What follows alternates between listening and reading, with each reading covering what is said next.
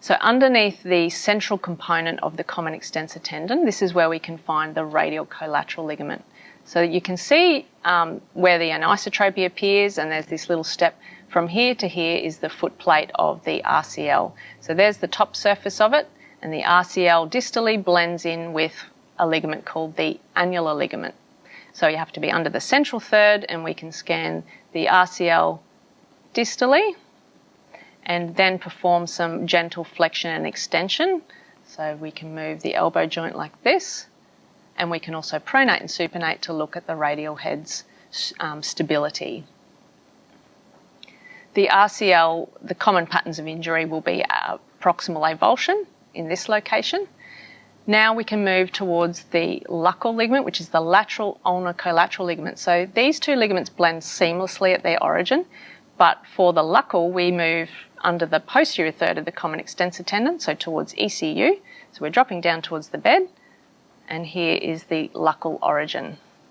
So helpfully, on top of the ligament complex, there's this echogenic line, and this interface helps to separate the lateral ligament complex from the overlying common extensor tendon.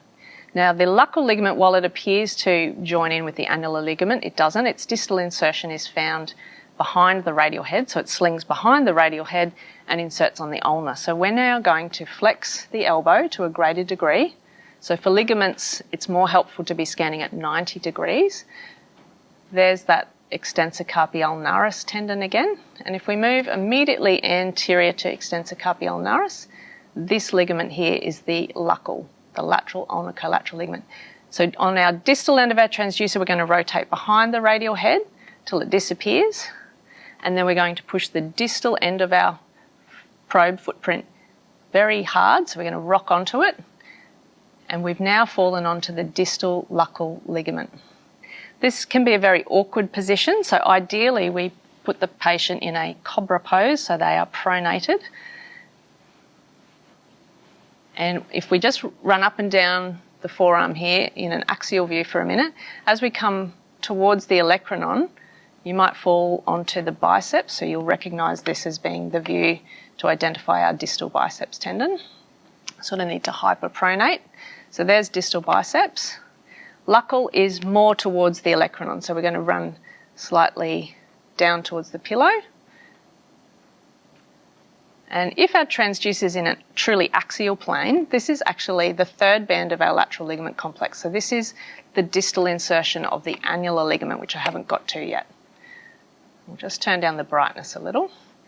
So that thin insertion there, if your transducer's axial, this is annular ligament's insertion onto the ulna, so the ulnar ridge. If we now move superior to that, so up towards the wrist, and oblique the camera angle, this is the distal lateral ulnar collateral ligament.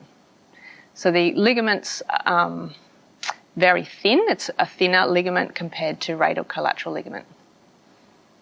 So we'll go to the third band of our lateral ligament complex, and that's the annular ligament. So I'll just take off the zoom for a minute and we'll find the radial head. So I've just got the forearm back in neutral, so we can find the supinator muscle. There's supinator. And then the radial head is where it pops up and it's nice and shallow. And this ligament here, this is the annular ligament. And we assess that dynamically with some pronation supination. So that's this way and this way.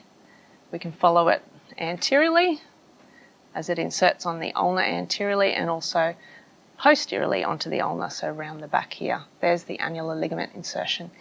Now, to find the distal LUCL and the distal annular ligament, you will be over the anconeus muscle, and helpfully, there's a little artery here called the recurrent interosseous artery, and that is usually located just over the distal annular ligament and the distal LUCL.